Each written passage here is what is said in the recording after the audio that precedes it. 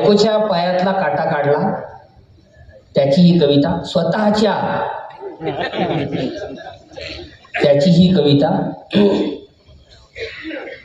पायामंदी सलतोगा सखे बोराटीचा काटा. बोराटीचा म्हणजे बोरीचा काटा. असा वाकडा असतो. सरकारी बोरीचा सरळ असतो. आणि काट्याचे वेगवेगळे प्रकार आहेत ना. बोरीचा काटा, गुलाबाचा काटा, बाबळीचा काटा. बाबळीचे दोन प्रकार आहेत. एक शाण्या बाबळीचा काटा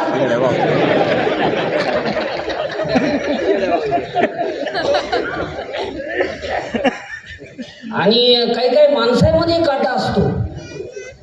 तो ओळखताही आला पाहिजे आणि काढताही आला पाहिजे. पायामंदी सलतोगा सखे बोराटीचा काटा. तुह्या पायातली सलत्यात महान मावाटा. अर्धांगिनी वाटून घेतलं पाहिजे. तुह्या पायातली सलत्यात महान मावाटा. पाय नाजूक साजूक राणी कापसाच्या वाणी. सुरुवातीला असं वाटतं, नाजूक पावला, नंतर दगडाची होता. पाय नाजूक साजूक राणी कापसाच्या वाणी. तुह्या पायाला फुलली, तुह्या पायाला फुलली बघ काट्याची गाणी. काट्यानेच काट काढू, काट्यानेच काट काढू जरा होईल गैजा. राणी काट्याला मी देतो बघ काट्यानेच सजा. अशी लंगडू नकोस. काटा मोडल्यानंतर माणूस लंगडायला. चित्र बघा, जस्ट इमॅजिन. अशी लंगडू नकोस घडी भर बस राणी. अशी लंगडू नकोस घडी भर बस राणी. मुचकुनी काट्यानं ग. मुचकुनी म्हणजे शेंडा. मुचकुनी काट्यानं ग झाली गाजराच्या वाणी. तुहा मखमाली पाय मांडीवर ठेव जरा. काटा काढण्याची पद्धत आहे. आमच्याकडे असा काढला जातो. प्रत्येकाची पद्धत वेगवेगळी असते. तुहा मखमाली पाय मांडीवर ठेव जरा. थुक्का लावतो बोटाना, थुक्का लावतो बोटाना पाय करतो साजरा. नको आईचा गजर. काटा काढताना आई ग मेले, अरे बापरे. आपल्याला वाटतं जाती काय. आपलं नशीब तेवढं चांगलं नसतं.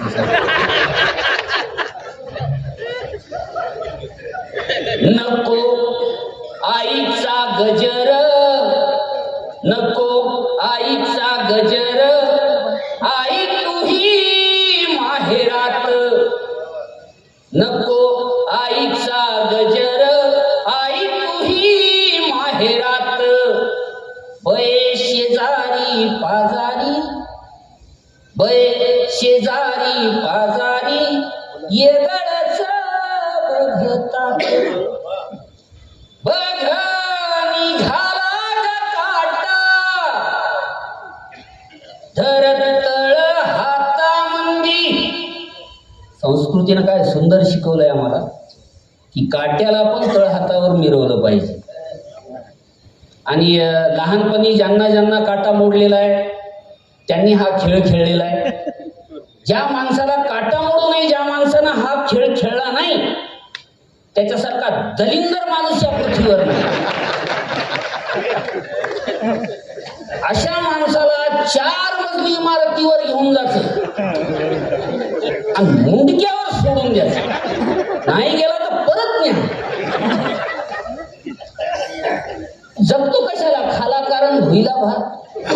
म्हणून लहानपणीची आठवण बघा ही. बघा निघाला काटा, बघा निघाला काटा, धरतळ हातामंदी, पापानीच्या केसान त्याला कर जाय बंदी. सोराय का पोलीस हे कळायला पाहिजे. पापानीच्या केसान त्याला कर जाय बंदी, बघ मुचकुनी काटा. दाजी काट्याचा महिमा. बघ मुचकुनी काटा, केलं दोघाला बेजार. बघ मुचकुनी काटा, केलं दोघाला बेजार. रोज मोडावेत तुला, रोज मोडावेत तुला काटे हजार हजार. तू ग नाजूक हरणी. लेकी बाळी माहेरला आल्या की आज्या पंड्या म्हाताऱ्या कोताऱ्या मया करतात ना. आला बला काय ते बोटं मोडतात. लग्नानंतर मला कळालं की ते आपल्यावर मोडलेले असतात. आणि त्याचं बोलणं भारी असते. मै हरण, मै सुगरण, मो छकुल, मो सोनं, मो पिल्लू. त्याला काय माहित आहे हा आतंकवादी कारवाया करून सहन आपल्याला करावं लागेल.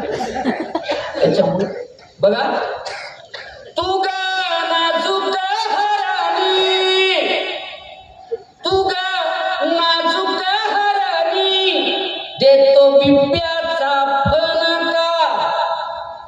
काटा काढल्यानंतर बिब्बा पुळवला जायचा, त्याला फणका म्हणतात आमचं. तू गा नाजूक हरणी, देतो बिब्याचा फणका.